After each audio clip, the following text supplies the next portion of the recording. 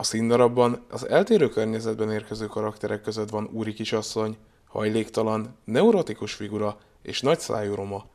Utóbbit formálja meg Sztárek Andrea, aki szerint olyan archetipusokkal dolgoznak, amelyekben könnyen magukra ismerhetnek az emberek. Tulajdonképpen idegenek, nem ismerik egymást, úgy ismerkednek meg egy parkban, de a második felvonásban kiderül, hogy van közük egymáshoz. Tehát mindegyiknek megvan a maga drámája, méghozzá úgy, hogy mindegyiknek a apja valamilyen szinten a történelem során valamilyen hibát vétett, és ez itt kiderül. Mennyire találja meg a közönségét a tapasztalatai szerint ez a darab, mennyire nagy sikerrel játsszák?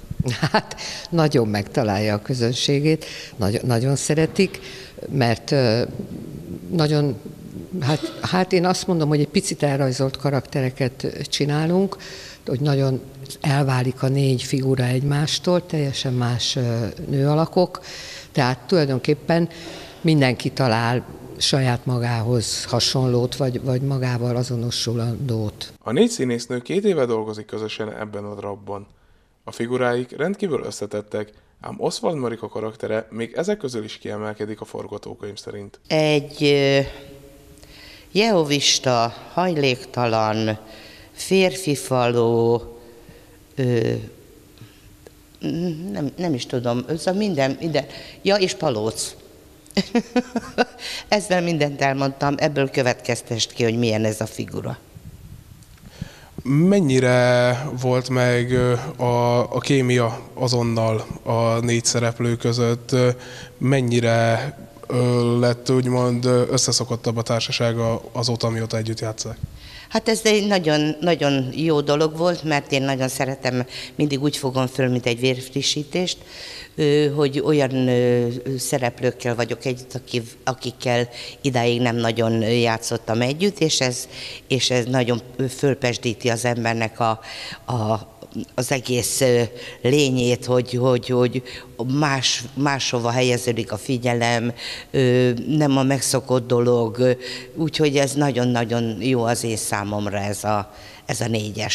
A darab műfaj a zenés komédia, ám mindegyik szereplőnek a sorsa és a családjának története hordoz magában valamilyen drámaiságot.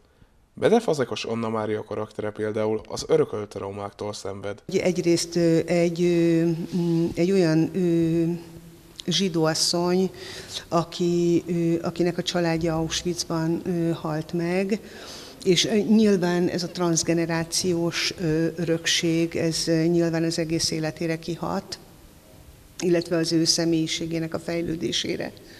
De most, ahogy így ezt elmondom, ez rendkívül tragikusnak hangzik, de ugyanakkor meg tehát a humor sok mindenen átsegíti az embert, úgyhogy nyilván ennek a karakternek is megvan a maga humora. Mennyire életszerűek azok a párbeszédek, amelyek így a dalok között elhangzanak? Hát szerintem abszolút életszerűek. Mit nevezünk életszerűnek? Hát ha annyira ki van fordulva a sarkából a világ, hogy ma már semmin nem lepődöm meg. Úgyhogy néha azt szoktuk mondani, amikor történik az életben velünk valami, hogy na ez színpadon sok lenne, de én ma már ilyet nem látok. A történet az 50-es, 60-as korosztály problémáit igyekszik bemutatni. Kovács Kriszta szerint ezzel a generációval kevés darab foglalkozik, ezért is népszerű. Ahogy nézem az előadásokon, nagyon sok ebből a korosztályból, főleg nők, de néha a nők elhozzák magukkal a párjukat, meg fiatalokat is lehet látni nagy ritkán, de vannak, és nagyon veszik az előadást, nagyon szeretik. Egy zenés komédiáról beszélünk, mennyire állnak azok a dalok, amelyeket előadnak önhöz közel? Hát én speciál mondjuk a Casablanca-ból éneklek egy dalt, ugye a híres dalt, de természetesen minden dalnak a szövege az a szituációra van ráírva. Tehát nagyon híres slágerek, menő dalok, örökzöldek egyébként, csak mindegyik az adott szituációra van ráhúzva, úgyhogy viszik tovább a cselekményt. A darabot bérleten kívüli előadásként tekinthette meg a HSMK közönsége.